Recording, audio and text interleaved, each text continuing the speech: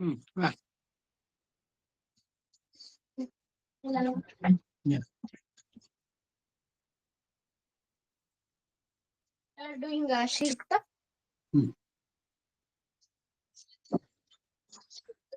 This is Atha Shri Suktam. Atha Shri Suktam. I didn't say Atha. I didn't say Atha. Atha means we are starting. This is Sri Sukta. Lastly, Iti Sri Suktam. Any stotras, Atha Sri Vishnu Sahasranama Stotram. It starts with Atha. Last end, in the end, Iti Sri Sahasranama Stotram Sampurnam. Atha, so that's the beginning. Iti is the end. That's why it is Atha Purusha Suktam. Atha Sri Suktam. It's in Sanskrit.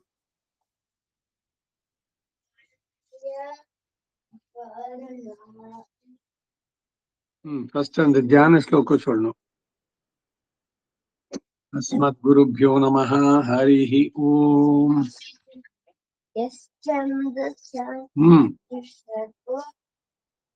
यश्छन्दसां वृषभो विश्वरूपः छन्दोऽभ्योऽद्यमृतात् सम्बभूव समेन्द्रो मेधया स्पृणोतु अमृतस्य देवधारणो भूयासम् शरीरं मे विचर्षणं जिह्वा मे मधुमत्तमा कर्णाभ्यां भूरिविष्णुवम् ब्रह्मणः कोशोऽसि मेधया पीता श्रुतं मे गोपाय. So Sri Sukta. हिरण्यवर्णां हरिणीं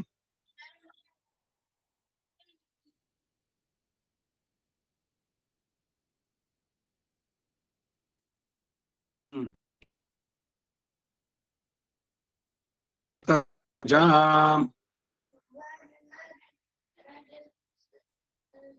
Kate Gona. Repeat. Chandram Hiranmayim Lakshmim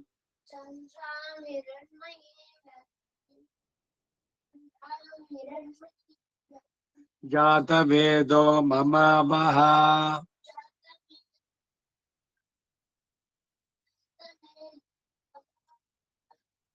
Tam Maavaha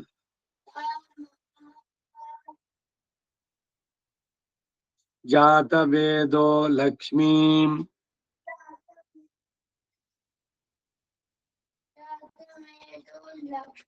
Anapagamini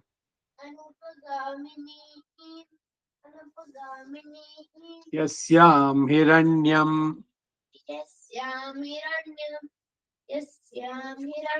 Vindeyam Gamashvam Vindeyam Gamashvam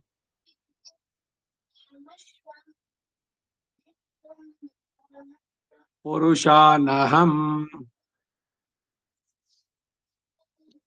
Ashvapurvam Rathamadhyam.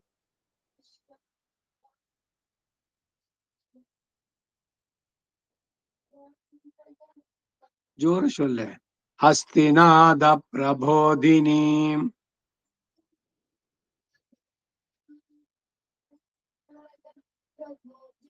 श्रियं देवी मोपक्वये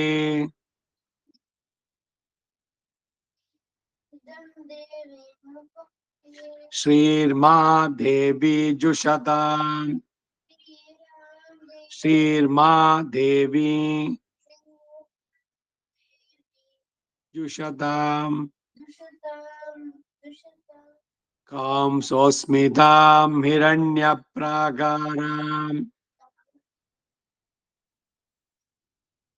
हिरण्यप्राकाराम्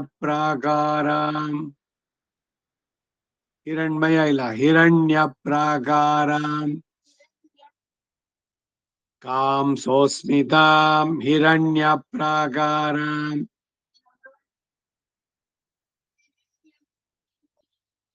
आर्द्रां ज्वलन्तीम्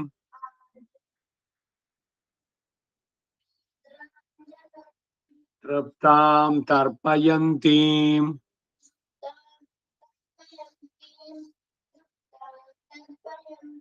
पद्मे स्थितां पद्मवर्णाम्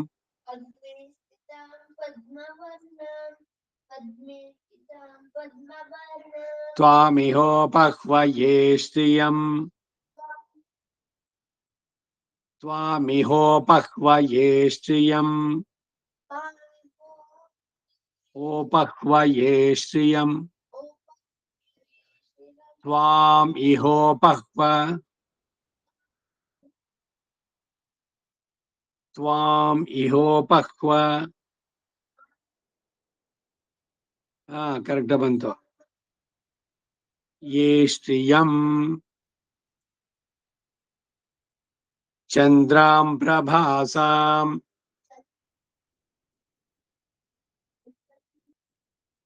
यशसा ज्वलन्तीम् श्रियं लोके देवजुष्टामुदाराम्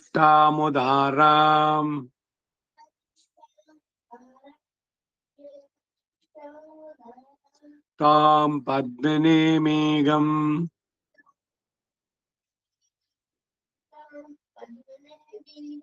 शरणमहं प्रपद्ये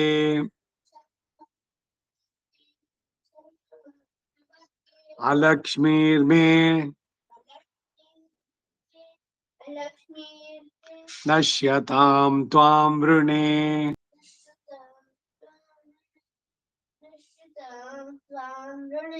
आदित्यवर्णे तपसोऽधिजातो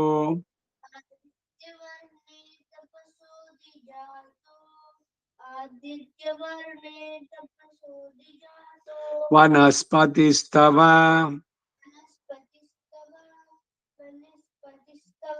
वृक्षोत बिल्वः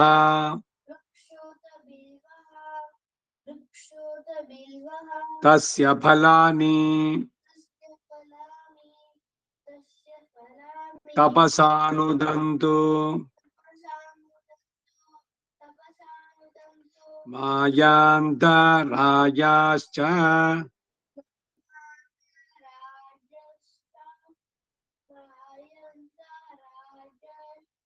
बाह्या अलक्ष्मीः बाह्या अलक्ष्मीः उपैतु मां देवसखः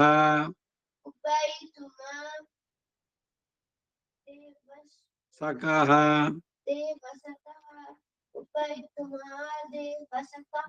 कीर्तिश्च मणिना सह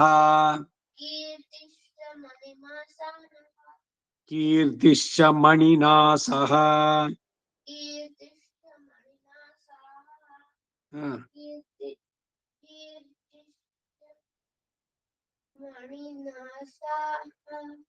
ನೀನೆ ನಾನ್ ಚೋಲ್ರದ ಕಡೆಗೆ ಗಮನ ಇರ್ಲಿ ಪುಸ್ತಕ ಸುಮ್ನೆ ಜೊತೆಗೆ ಇರ್ಬೇಕಷ್ಟೇ only to see the ಇದು but your concentration should be this side प्रादुर्भूतोऽस्मि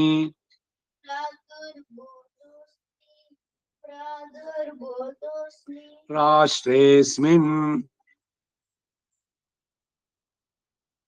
कीर्तिमृद्धिम् ददातु मे क्षुत्पिपासामलां ज्येष्ठा क्षुत्पिपासामलां ज्येष्ठाम्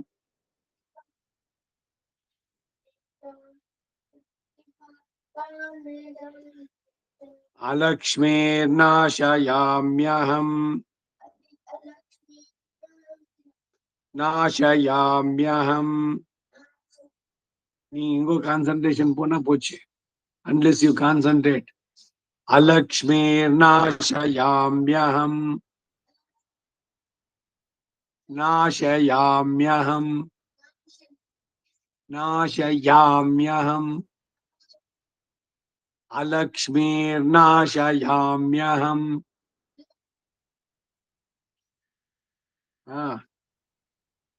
अभूतिमसमृद्धिं च अभूतिमसमृद्धिं च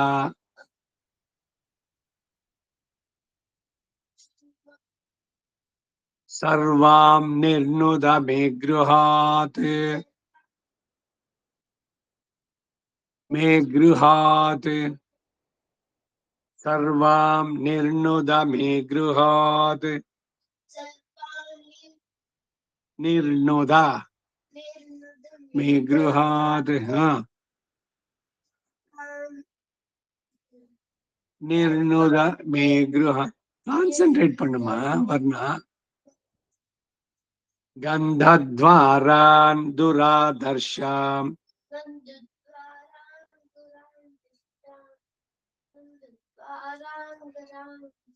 नित्यपुष्टां करीषिणीं नित्यपुष्टां करीषिणीं ईश्वरीगं सर्वभूतानां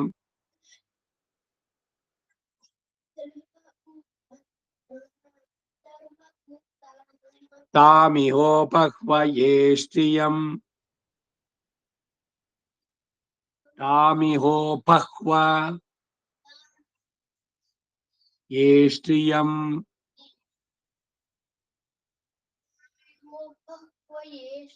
करेक्ट ये मनसः काममाकूतिम् मनसः कामम् आकूतिम्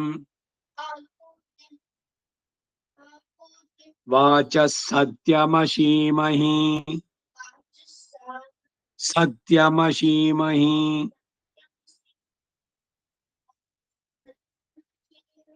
पशूनां रूपमन्नस्य मन्नस्य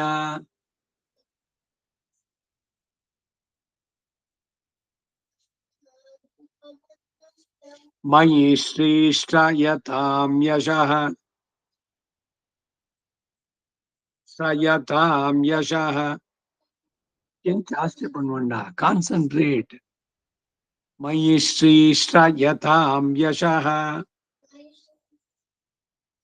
यतां यशः कर्दमेन प्रजा भूता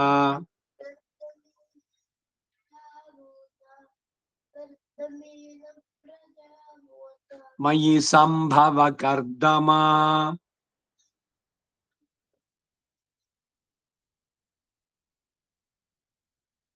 श्रियं वासय मे कुले वासय मे कुलं ಜಾಸ್ತಿ ಪಣ್ವಾಂಡ ಕೈ ತುಳ್ತಿದೆ ಕಾನ್ಸಂಟ್ರೇಟ್ ಹಿಯರ್ ಅದೆಂತಕನಕ ಯುವರ್ இப்படி திருப்பணும் அப்படி திருப்பணும் your mind goes there so you will forget this.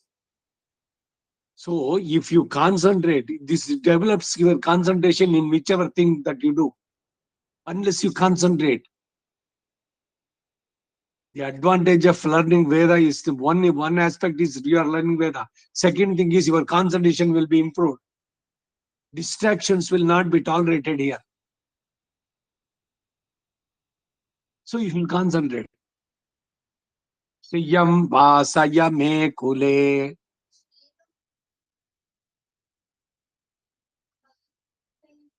Mataram Padma Malinim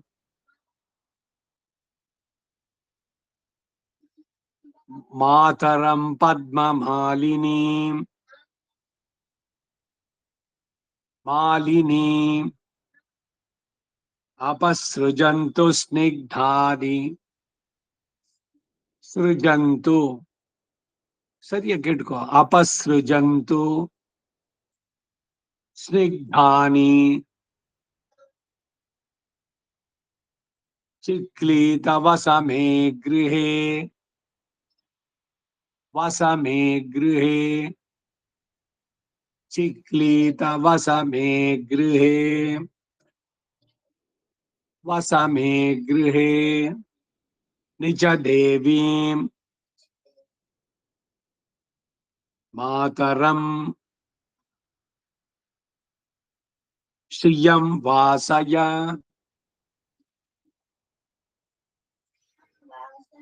May ಕುಲೇ ಆರ್ದ್ರಾಂ ಯಃ ಕರಿಣೀಂ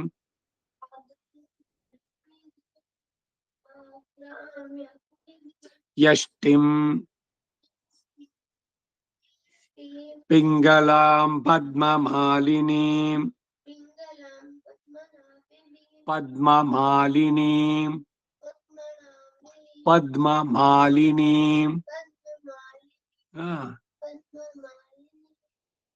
ಚಂದ್ರಾಂ ಹಿರಣ್ಮಯೀಂ ಲಕ್ಷ್ಮೀಂ ಚಂದ್ರಾಂ ಹಿರಣ್ಮಯೀಂ ಲಕ್ಷ್ಮೀಂ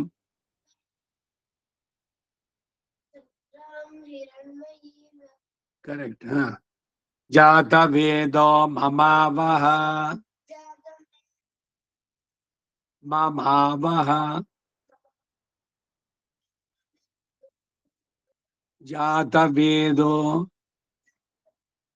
ಮಮಾವಹ ஒரு நிமிஷம் ಮಮಾವಹ. இது வாசுங்க ஒரு நிமிஷம். ಆ, இது இந்த நான் பிரபத்தில டவுன்லோட் பண்ணிக்கினேன். இந்த ஆத்ராம் புஷ்கரணிம் புஷ்டிம் பிங்களாம் பத்மமாலினிம் ಚಂದ್ರಾನ್ ಹಿರಣ್ಮಯೀಂ ಲಕ್ಷ್ಮೀಂ ಜಾತವೇದೋಮ ಆವಾಹ ಅನ್ನುಟ್ಟು ನೆಕ್ಸ್ಟ್ ಆದ್ರಾಂ ಯಕ್ ಕರಣೀಂ ಯಷ್ಟಿಂ ಸುವರ್ಣಾಂ ಹೇಮಮಾಲಿನೀಂ ಸೂರ್ಯಾಂ ಹಿರಣ್ಮಯೀಂ ಲಕ್ಷ್ಮೀಂ ಜಾತವೇದೋಮ ಆವಾಹ ಅನ್ನುಟ್ಟಿಕ್ಕ ನಾವು ಒಂಚೂರು ಲೈನ್ ಎನ್ನಾರು ಚೊಲ್ಲೆ ಕೇಳ. ಒಂದೇ ದ್ರವಿಡ ಪಾಠ, ಇನ್ನೊಂದು ಆಂಧ್ರ ಪಾಠ. ಈಗ ನೀನ್ ಪ್ರಪತ್ತಿನಲ್ಲಿ ಹಾಕೊಂಡಿದ್ರೆ ಅವರು ದ್ರವಿಡ ಪಾಠ ಇದ್ ಮಾಡ್ತಾರೆ, ಐ ಮೀನ್ ಆಂಧ್ರ ಪಾಠ. ನಾವಿಲ್ಲತ ಇದ್ವಲ್ಲ, ಇದೇ ಕರೆಕ್ಟ್. ಏನಿರ್ಬೇಕು ಅಂದ್ರೆ ಆರ್ದ್ರಾಂ ಯಃ ಕರಿಣೀಂ ಯಷ್ಟಿಂ ಪಿಂಗಲಾಂ ಪದ್ಮಮಾಲಿನೀಂ. ಫಸ್ಟ್ ಬರೋದು ಚಂದ್ರಾಂ ಹಿರಣ್ಮಯೀಂ ಲಕ್ಷ್ಮೀಂ ಜಾತವೇದೋ ಮಮಾವಹ. ನೆಕ್ಸ್ಟ್ ಆರ್ದ್ರಾಂ ಪುಷ್ಕರಿಣೀಂ ಪುಷ್ಟಿಂ ಸೂರ್ಯಾಂ ಇದು ಸೂರ್ಯಾಂ ಆರ್ದ್ರಾಂ ಪುಷ್ಕರಿಣೀಂ ಪುಷ್ಟಿಂ ಸುವರ್ಣಾಂ ಹೇಮಮಾಲಿನೀಂ ಸೂರ್ಯಾಂ ಹಿರಣ್ಮಯೀಂ ಲಕ್ಷ್ಮೀಂ ಜಾತವೇದೋ ಮಮಾವಹ. ಇದೆ ತುಂಬಾ ಇದರಲ್ಲಿ ತಪ್ಪುಗಳು ಬರುವಂತದ್ದು. ತಪ್ಪು ಅಂದ್ರೆ ಈ ಪಾಠ ಅಲ್ಲ ಅಂತ, ಅದು ಸರಿ ಆಗ್ಬೋದು. ಇವಾಗ ಆ ಆಂಧ್ರ ಪಾಠದಲ್ಲಿ ಓಂ ತದ್ ಬ್ರಹ್ಮ, ಓಂ ತದ್ ವಾಯು, ಓಂ ತದ್ ಆತ್ಮ, ಓಂ ತದ್ ಸತ್ಯಂ, ಓಂ ತತ್ ಪುರೋರ್ನಮಃ ಅನ್ಸುರ್ವಾನಂಗೆ. ಇವಾಗ ಆರಣ್ಯಕ ಮಹಾನಾರಾಯಣ ಇದೆಯಲ್ಲ, ತುಂಬಾ ಡಿಫ್ರೆನ್ಸಸ್ ಬರುತ್ತೆ. ಹಾಗೆ ಇದ್ರಲ್ಲೂ ಕೂಡ ಅಷ್ಟೇ, ಶ್ರೀ ಸೂಕ್ತದಲ್ಲಿ ಇದನ್ನ ಗಮನಿಸ್ಬೇಕು. ಈಗ ನಾವ್ ಹೇಳ್ತಾ ಇರೋದೇನು ಅಂದ್ರೆ ಇದು ದ್ರವಿಡ ಪಾಠ. ಈಗ ಒಬ್ಬ ವೇದಾಂತ ಸಭಾದವರು ಫಸ್ಟ್ ಕ್ಲಾಸ್ಗಳನ್ನ ಮಾಡ್ಬೇಕಾದ್ರೆ ವೇದದ್ದು ಮೊದಲನೇ ಪುಸ್ತಕದಲ್ಲಿ ಪಂಚಸೂಕ್ತಗಳನ್ನು ನಾರಾಯಣ ಉಪನಿಷತ್ತು ಪುರುಷ ಅಂತ ಕಲ್ಪದ್ರುಮ ಅಂತ ಮಾಡಿದ್ರು, ಸ್ವರ ಸಹಿತವಾಗಿ ಇದನ್ನು ಕೊಟ್ಟಿದ್ದು. ಸೊ ಅದರಿಂದ ದಿಸ್ ಇಸ್ ದ್ರವಿಡ ಪಾಠ. ಇದು ನಮಗೆ ಉಪಾದೇಯವಾದದ್ದು. ಅವ್ರದ್ದು ಆಂಧ್ರ ಪಾಠ. ಇವಾಗ ಇದಷ್ಟೇ ಅಲ್ಲ, ಈಗ ಹಿಂದೆ ಇದಲ್ಲ ಈ ವಿಷ್ಣು ಸೂಕ್ತ, ನಾರಾಯಣ ಸೂಕ್ತ, ಅದರಲ್ಲಿ ಈ ಸಬ್ರಹ್ಮ ಸ ಶಿವ ಸೇಂದ್ರ ಸೋಕ್ಷರ ಪರಮ ಸ್ವರಾಟ್ ಸಹ, ಯಾರು ಹರಿ, ಅವನು ನಾರಾಯಣ, ಅವನೇ ಬ್ರಹ್ಮ, ಅವನೇ ಶಿವ, ಅವನೇ ಇಂದ್ರ, ಅವನೇ ಅಕ್ಷರ, ನಕ್ಷರ ದೀತಿ ಅಕ್ಷರ, ಇವೆಲ್ಲ ಅವನೇನೆ ಅಂತ ಅವ್ರೇನ್ ಮಾಡ್ತಾರಲ್ಲಿ ಸಬ್ರಹ್ಮ ಸ ಶಿವ ಸ ಹರಿಹಿ ಸೇಂದ್ರ ಅಂತ ಸೇರ್ತಾರೆ. ಸೊ ಎಲ್ಲ ಸ್ವಲ್ಪ ಚೇಂಜ್ ಆಗುತ್ತೆ. ನಾರಾಯಣ ಪರೋ ಜ್ಯೋತಿರಾತ್ಮ ನಾರಾಯಣ ಪರ ಆದ್ಮೇಲೆ ನಾರಾಯಣ ಪರೋ ಧ್ಯಾತ, ಧ್ಯಾತ ಅದ್ರಲ್ಲಿ ಬರುತ್ತೆ ಆಂಧ್ರ ಪಾಠದಲ್ಲಿ. ಸೊ ದಿಸ್ ಈಸ್ ದ್ರವಿಡ ಪಾಠ. ಅದರಿಂದ ಇದು ಚೇಂಜ್ ಹೀಗೆ ಇರ್ಬೇಕು. ಆದ್ರೆ ಕೆಲವು ನಮ್ಮ ಪುಸ್ತಕಗಳಲ್ಲಿ ಉಲ್ಟಾ ಆಗ್ಬಿಟ್ಟಿದ್ದಾರೆ, ಅದನ್ನ ಸೇರಿಸ್ಬಿಟ್ಟು ಇದ್ ಮಾಡಿದ್ದಾರೆ.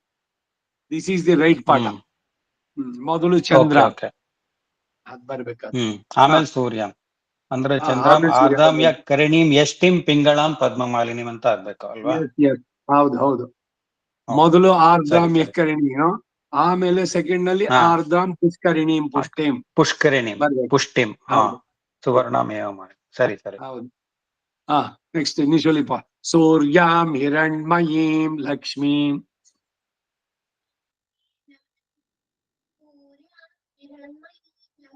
Jata Vedo Mamavaha. Jata Veda illa, Jata Veda. Agni is also called as Jata Veda. By birth, he knew Veda. That's why it's called Jata Veda. 3 people who knew Veda without learning from anywhere. One is Sriman Narayana. Second is this Agni, the god of fire. What you are telling here is, Amma, Mahalakshmi. Mahalakshmi is wealth in all types. Health is a wealth. Cash, that is also wealth. Getting good progeny, that's a wealth. Acquiring worldly pleasures, mane, karu, yella ಏನೇನಿದೆ ಅದು ಕೂಡ wealth.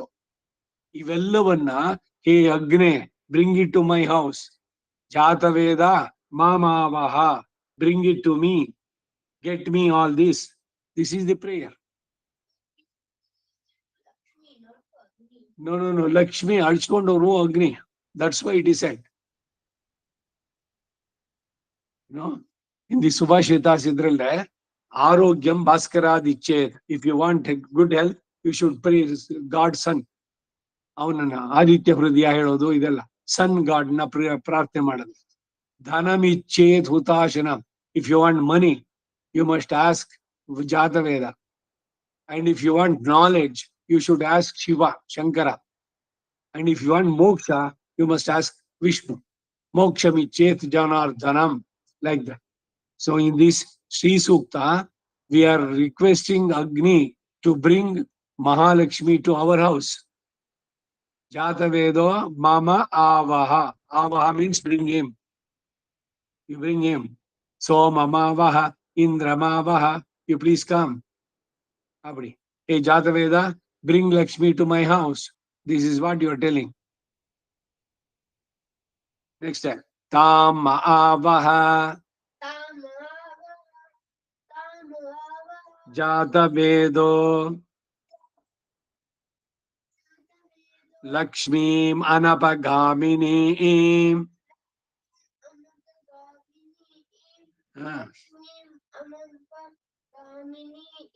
Yasyam Hiranyam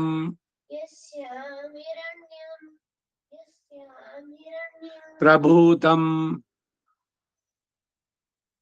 Gavo Dasyoshvan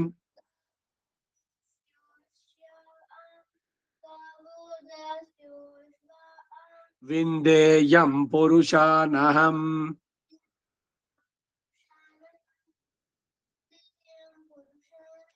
Padma Priye Padmini Padmahaste. Padmahaste. Lotus is called in Sanskrit Padma. Padma Priye, she likes, Mahalakshmi likes Padma. That is lotus, flower. Padma Priye, Padmini, Padmahaste. She has got lotus in her hands. Padma Laye. She sits in the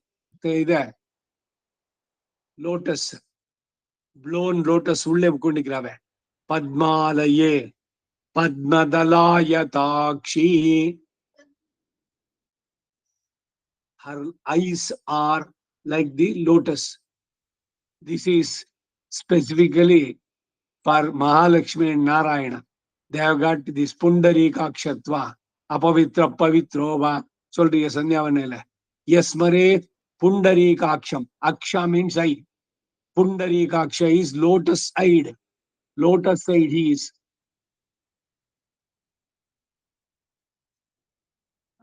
Yeah, then when you are telling, you are asking the grace of Pundarikaksha. If you remember Pundarikaksha, you are purified both inside and outside. That's why it is called Mantra Snana. Atul Cholrapadadena Pundarikaksha. Similarly, this lady, Mahalakshmi, the mother, she is also Padmadalaya Takshi. Next, Pala, continue. Vishwapriye. The whole world, the entire world likes her. Who don't want money? Everyone wants. That's why Mahalakshmi is liked by all the people. Vishwapriye Vishnu Manonukule. Vishnu Manonukule.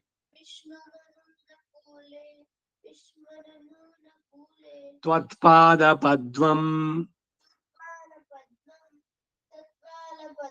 Mayi Sannidhatsva Shriyai Jataha Shriya Aniryaya Shriyam Vayojani Trubhyo Dadatu Vayojani Trubhyo Dadatu Shriyam Vayojani Trubhyo Dadatu Janitrubhyo Dadatu. Correct. Shriyam Vasana Amritatvamayan Bhavanti Sadhyaha Bhavanti Sadhyaha Samidhamitadyune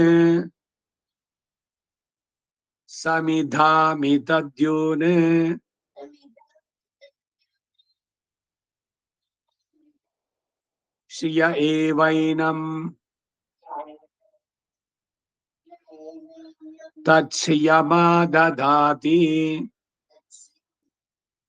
Shriyama Dadati Santatam Ruchava Shatkritam Santatam Ruchava Shatkritam Ruchava Shatkritam Rukanaka, our sentence. Ruchava Shatkritam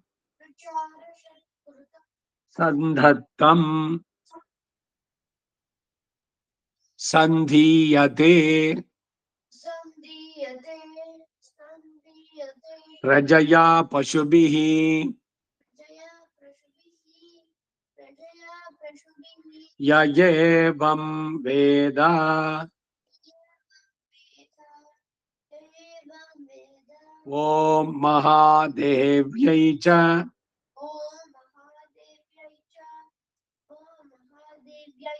Vidmahe Vishnu Patnyai Cha Dhimahi. Correct. Tanno Lakshmi Prachodayat.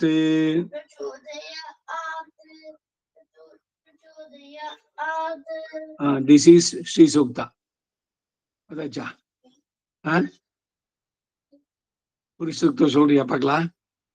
Can you?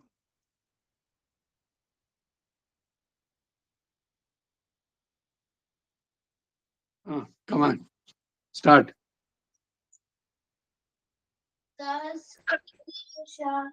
Purushah Sahasraksha Sahasrapat Jabhumim Vishpato Vritvam Atyadishtak Dashan Gunam Purushayi Vedagam Sarvam Yadbhutam Yacchavavyam Uttarutatvasyeshana Yadam Natirohati Davanasya Natika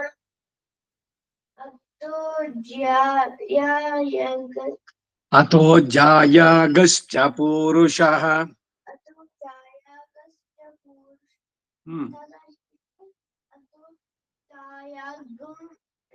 Jaya Gum Saikana.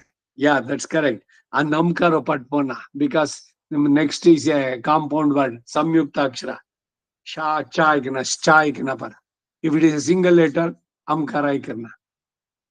When it is a compound letter, samyukta aksharan per.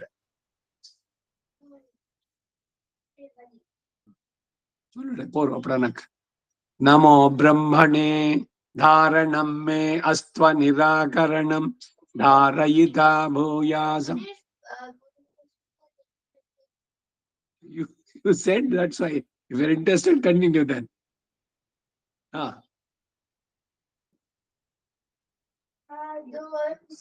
पादो ओस्य विश्वा भूतानि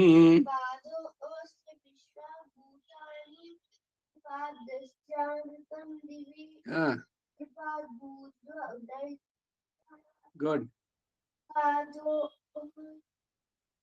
पादो ओस्येह भवात् पुनः ततो विश्वायत्रामत शासनानशने अभि तस्मात् विराड जायत. विराड अधिपुरुषः सजातो अत्यरिच्युत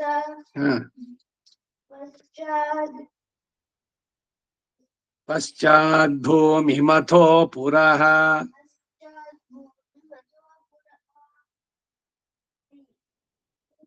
यत् पुरुषेण हविषा.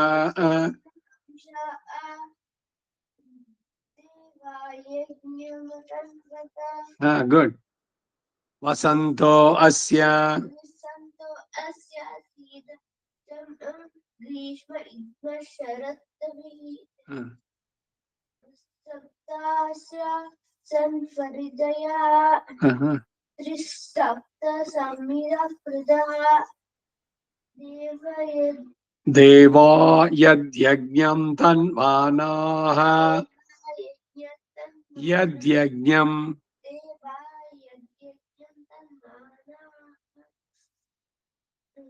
अबध्नन् पुरुषं पशुं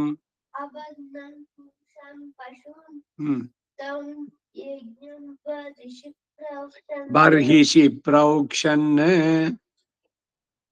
Yeah, you said correct.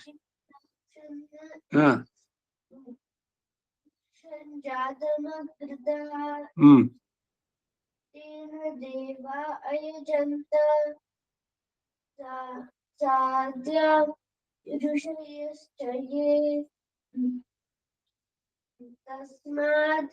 तस्मात् यज्ञात् सर्वहुतः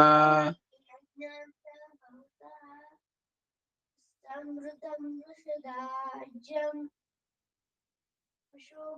शोकश्चाकश्चक्रे वायव्यान् आरण्यान् ग्राम्याश्चये तस्मात् यज्ञात् सर्वहुतः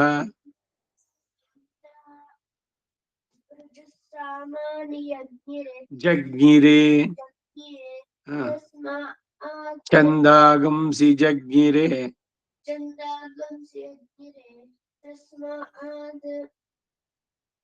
तस्माद् जायत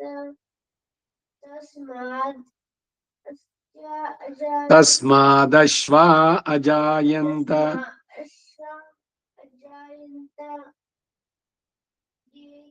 ये केचो भयादतः गावो जज्ञिरे तस्मात् जाता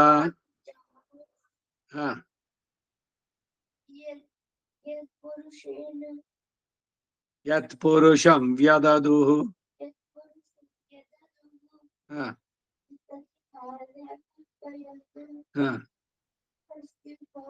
मुखं किमस्य कौ बाहु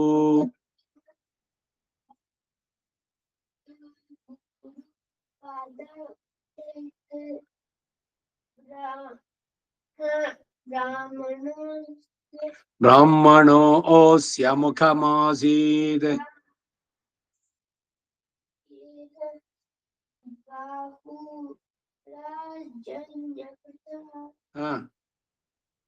पूर्वो तदस्य यद्वैश्यः पद्भ्यागं शूद्रो अजायत चंद्रमा मनसो जातः चक्षो सूर्यो अजायत मुखादिन्द्रश्चाग्निश्च प्राणाद्वायुरजायत अंतरिक्षं शीर्ष्णोद्यौ समवर्तत भूमिर्दिशश्रोत्रात् लोकागम वेदाहमेतं पुरुषं महान्तं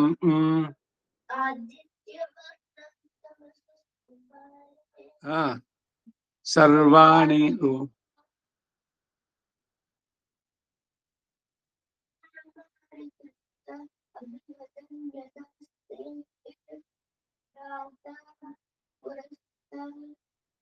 अमुदा जहार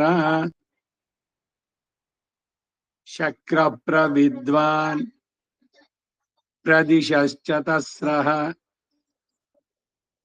तमेवं विद्वान् अमृत इह भवति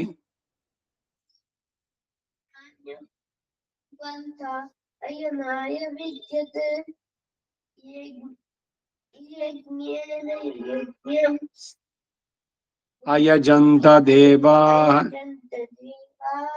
तानि धर्माणि प्रथमान्यासन् महिमानः सजन्ते यत्र पूर्वे गुड पूरुषः पुरोग्रतो जायत कृतो कल्पयन्नासन् द्वे च जायावदिः पूरुषः अन्यत्र पुरुषः अद्भ्यः सम्भूतः पृथिव्यैरसाच्च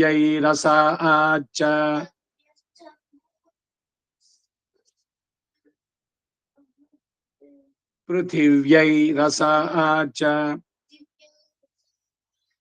विश्वकर्मणः समवर्तताधि तस्य त्वष्टा विदधद्रूपमेति तत्पुरुषस्य विश्वमाजानमग्रे वेदाहमेदम् महान्तम् आदित्यवर्णं तमसः परस्तात् तमेवं विद्वान् नान्यः पन्थः ಮೇಲೆ ಇರಿಕ್ಕಿದೆ ನಾನ್ಯಃ ಪಂಥ ಅಯನಾಯ ವಿದ್ಯತೆ ದಿಸ್ ಈಸ್ ನಾನ್ಯಃ ಪಂಥ ವಿದ್ಯತೆ ಯನಾಯ ಪ್ರಜಾಪತಿಶ್ಚರತಿ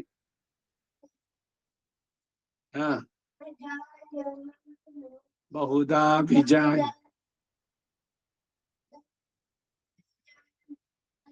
विजायते तस्य धीराः परिजानन्ति योनिम् मरीचीन पदमिच्छन्ति वेदसः यो देवेभ्य आतपति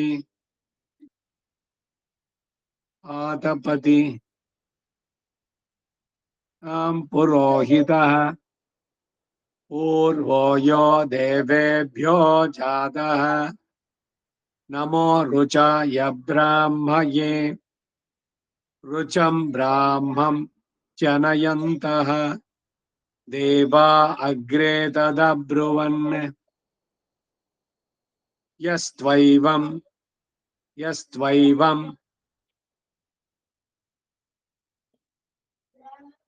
ब्राह्मणो विद्यात् तस्य देव असन्वशे श्रीश्च ते लक्ष्मीश्च पत्न्यो अहोरात्रे पार्श्वे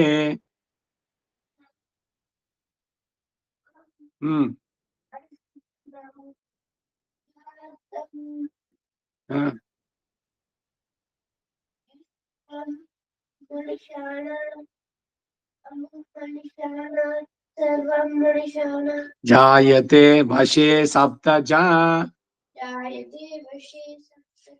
वेरी गुड ಇನ್ನು ಕೊಂಚ ಇಪ್ಪಣ್ಣುಟ್ಟಾಗ 4 ವಿಷಯ ಚೊನ್ನ ಗೊಂದಲು ಉಂಟೆ ಸ್ವರಗಳೆಲ್ಲ ಸರಿಯಾಗಿ ಕೂತ್ಕೊಂಡಿದೆ ಅದರಲ್ಲಿ ಏನು ತಪ್ಪಾಗ್ತಾ ಇಲ್ಲ only thing is you should practise ಮಾಡಿದ್ರೆ ಬರುತ್ತೆ ಹಾ ನಮೋ ಬ್ರಹ್ಮಣೇ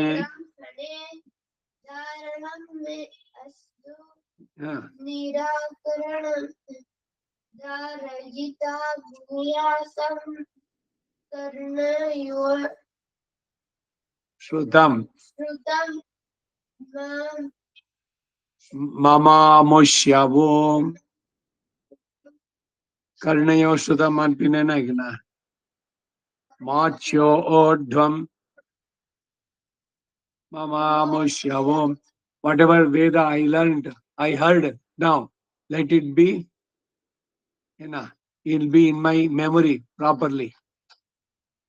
Dharanam me astu anirakaranam dharayita bhuyasam karnayo shutam, which I heard from my ears. Let it be with me always. Let me not forget it. That is the prayer. Okay. Sarvam Shri Vasudevarpanamastu.